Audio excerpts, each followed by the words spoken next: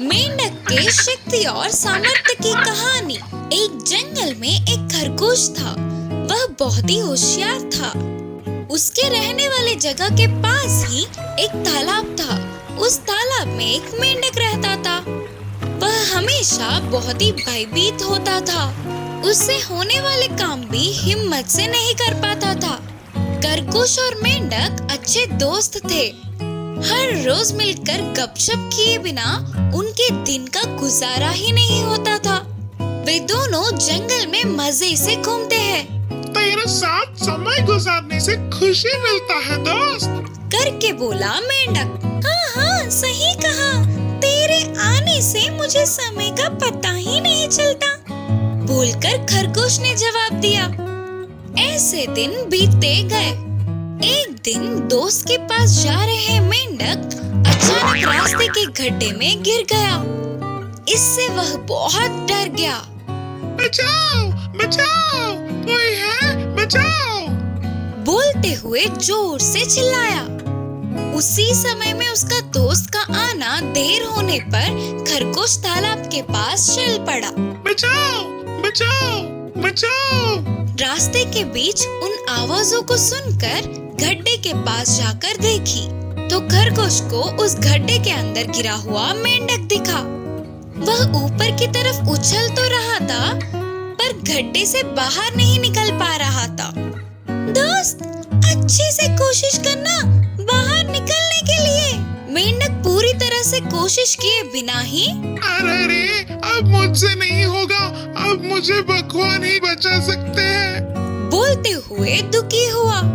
अपने दोस्त को बाहर आ पाने जितनी शक्ति है करके खरगोश समझ गई, लेकिन मेंढक को अपनी शक्ति और सामर्थ्यों का पता न होने पर वह जोर से रोने लगा। तुरंत खरगोश ने होशियारी से एक रस्सी के टुकड़े को गड्ढे में फेंका। उधर देखो, सांप आया, सांप गड्ढे में, तुझे खा जाएगा, करके जोर से चिल्लाया। उस समय वह सांप है या रस्सी देखे बिना ही मेंढक बाप रे बाप, सांप, बोलकर चिल्लाते हुए एक छलांग मारकर ऊपर आ गया। दोस्त, तुझे तेरी शक्ति का पता ना होने से बाहर नहीं निकल पाया। सच्चाई ये है कि वह सांप नहीं था, बल्कि रस्सी थी। देखना, बोलते हुए खरगोश ने गड्ढे में दिखाया। अपनी शक्ति सामर्थ्यों को समझने वाला मेंढक बिना डरे हंसने लगा। तब से जहाँ भी मौका मिले वहाँ अपनी शक्ति सामर्थ्यों का प्रयोग करने लगा मेंढक। इस कहानी की शिक्षा है कि कभी भी हमारे शक्ति सामर्थ्यों को कम नहीं समझना चाहिए। बुद्धिमान विकास। एक गांव में अनुषा और विजय नाम के दोनों पति पत्नी थे। वे दोनों ने अच्छे से पढ़ा। उनके विकास और निकास नाम के दोनों बेटे थे। विकास 8 साल का था तो निकास 3 साल का था। उन दोनों में विकास बुद्धिमान था। वह अपनी माँ की हर बात को अच्छे से सुनकर उसका गहरा विचार करके सवाल पूछता हुआ अपने डाउट्स को क्लियर करता था। ऐसे विकास जितना बुद्धिमान था उतना ही शैतान भी था। अपने छोटे भाई निकास को हमेशा रुलाता था। एक दिन विकास स्कूल से वापस आकर बोला, माँ, मुझे पैसे दो ना, मैं कुछ खरीदूंगा। तब उसकी माँ ने विकास को 10 रुपए देकर कहा, ये लो 10 रुपए, छोटू और तू शॉप जाके कुछ खरीद लो। फिर दोनों भाई शॉप जाते हैं। आंटी, मेरे छोटे भाई के लिए एक चिक्की और मेरे लिए एक बिस्किट पैकेट दो। तब शॉप आंटी ने विकास के मांगी हुई सारी चीजें देखकर हाथ में 4 रुपए दिए। अरे, और 4 रुपए बच गए, मैं इनसे और क्या खरीदूं? आंटी, इन 4 रुपयों से 2 मिठाई दे दो, करके बोलकर उन्हें लेकर बाहर आके, छोटू, तू ना चिक्की खा। ठीक है भैया, बोलकर निकास उस चिक्की को धीमे धीमे चाटते हुए थोड़ा थोड़ा चबाकर खा रहा था। ये सब उनकी माँ घर से देख रही थी। ऐसे निकास की चिक्की कितनी देर खाने पर भी खत्म ही नहीं होती। इतने में विकास बिस्किट पैकेट के सारे बिस्किट्स खा लेता और मिठाई भी एक खाकर बस दूसरा खाने ही वाला था। ये क्या विकास, अपने छोटे भाई को 1 रुपया दिलाकर तूने सारे रुपए खरीद लिए? ये गलत बात है ना? माँ, छोटू को ब्लड नहीं है करके डॉक्टर ने कहा था ना, और चिक्की खाने से तो ब्लड आता है, इसीलिए छोटू को मैंने चिक्की दिलाया। बोलकर विकास ने अपनी बुद्धि से जवाब दिया। विकास के इस जवाब से उसकी माँ को पहले गुस्सा आने पर भी मन में विकास को पाठ पढ़ाना ही होगा करके निर्णय किया। एक दिन अनुषा गुड़ की मिठाई बना रही थी। तब उस स्वादिष्ट खुशबू को पहचानने वाले विकास और निकास, माँ मुझे दो, मुझे दो, माँ मुझे दो मिठाई, माँ मुझे दो मिठाई। रुको रुको, गरम है, हॉल में जाकर बैठो, मैं प्लेट में डालकर लाती हूँ। चलो रे छोटू, हम जाकर बैठते हैं, माँ ले आएंगी ना हमारे लिए, करके बोलकर अपने छोटे भाई को लेकर हॉल में बैठे इंतजार कर रहे थे। थोड़ी देर बाद उनकी माँ दोनों प्लेटों में मिठाइयाँ रखकर लाई। तो विकास अपने आप को रोक न पाते हुए विकास अपने प्लेट को लेकर देखा तो उसके प्लेट में बस एक ही मिठाई थी। वही उसके छोटू का प्लेट मिठाइयों से भरा था। माँ! यह देख विकास गुस्से से अपनी माँ से कहा, क्या हुआ मेरे बच्चे? फिर विकास ने गुस्से से कहा, माँ क्यों आपने छोटू को इतने सारे मिठाई दिए और मुझे बस एक ही दिया? हाँ बेटा, छोटू को ब्लड नहीं है ना, और गुड़ खाने से ब्लड आता है, इसीलिए छोटू को इतने सारे मिठाई करके जवाब दिया।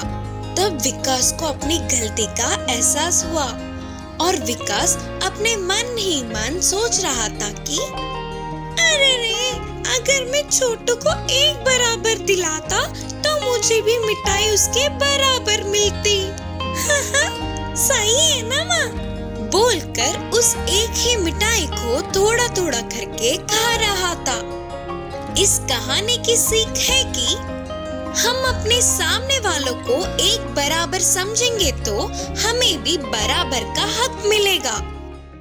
माँ बतख की चतुरता। एक जंगल के नदी में माँ बतख अपने बच्चों के साथ मिलकर रहती थी।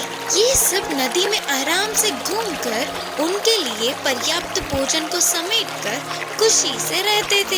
एक दिन सबसे छोटी बतख ने अपनी माँ से कहा, माँ हमने आज तक इस जंगल का सैर नहीं किया, सिर्फ एक बार हमें अपने साथ ले जाकर दिखाओ ना, करके पूछी। इसके लिए माँ बतख के मानने पर अगले दिन ही जंगल का सैर करने की सोची। जैसे सोचा था बिल्कुल वैसे ही अगले दिन सुबह ही माँ बतख ने अपने बच्चों के साथ नदी से बाहर निकलकर जंगल की ओर चल पड़े। ऐसे बतख के सारे बच्चे खुशी से झूमते हुए माँ के पीछे पीछे चल पड़े। जंगल में थोड़ी दूर जाते ही माँ बतख को बस थोड़ी ही दूर में एक भेड़िया दिखा। अपने बच्चों से कहा, बच्चों दूर से वह भेड़िया इसी तरफ आ रही है, तुम सभी फौरन पास के नदी में चले जाओ, करके धीमी आवाज में बोली। माँ के कहने पर सारे बच्चे नदी की ओर भागने लगे। तुरंत माँ बतख ने अपने पंखों को फैलाते हुए बहुत ही मुश्किल से चलने लगी। एक तरफ भागने वाले बच्चे तो दूसरी ओर ना चल पाने वाली माँ बतख को देखकर, बतख के बच्चे तो मेरे एक टाप के लिए भी काफी नहीं होंगे, शायद माँ बतख घायल हुई होगी, इसीलिए तो कहीं नहीं जा पाएगी, इससे खाके मैं अपनी भूख बुझा जाऊंगा। हंसता हुआ बोलकर भेड़िया माँ बतख की तरफ आने लगा। इतने में सारे बतख के बच्चे नदी में चले गए। यह देखने वाली माँ बतख ने अपने पंखों को सीधा करके एक ऊंची उड़ान भरी और नदी के बीच जाकर बैठ गई। माँ बतख को देख सारे बच्चे खुशी से उछल पड़े। एक झटके में घटित घटनाओं से भेड़िया चौंक गया और सोचने लगा कि अरे ऐसे हाथ लगे बतख अपने बच्चों के साथ साथ बच के निकल गई। सोच के अपने आप को कोसता हुआ उदास होकर उधर से चला गया भेड़िया। बुद्धिमान गधा। एक गांव में गोपी नाम का किसान रहता था। वह अपनी खेती में तरह तरह के फसल उगाता था। उसके पास एक भैंस था। उसको हल बांधकर खेती का काम कराता था। फिर उसे गाड़ी से बांधकर बस्तों का भार उठवाता था। ऐसे वह पूरा दिन काम कर करके शाम तक बहुत थक जाती थी। भैंस को कभी कभी अपने मालिक पे गुस्सा बहुत आता था, लेकिन वह कुछ न कर पाता था। फिर कुछ दिनों के बाद गोपी एक गधे को खरीद लाया। भैंस के पास ही उसे बांधे रखने पर उससे परिचय बढ़ाकर गधा उधर की कब्रें जाना चाहती थी। ऐसे धीमे धीमे उससे बातें बढ़ाने लगी। मालिक तुम्हारा अच्छे से ध्यान रख रहा है ना? करके गधे ने भैंस से पूछा। भैंस ने गधे को अपनी सारी कष्टों का वर्णन किया। पूरी बात सुनकर गधे ने कहा, माना तुम्हें अपना काम कम होने के लिए एक उपाय दूंगा, सुनोगी क्या? इसी बात की इंतजार में रहने वाला भैंस जल्दी से उपाय बताने को कहा। तुम ना घास चरना पानी पीना छोड़ के बीमार होने का नाटक करो, तब हमारे मालिक तुमसे कोई भी काम नहीं करा पाएंगे।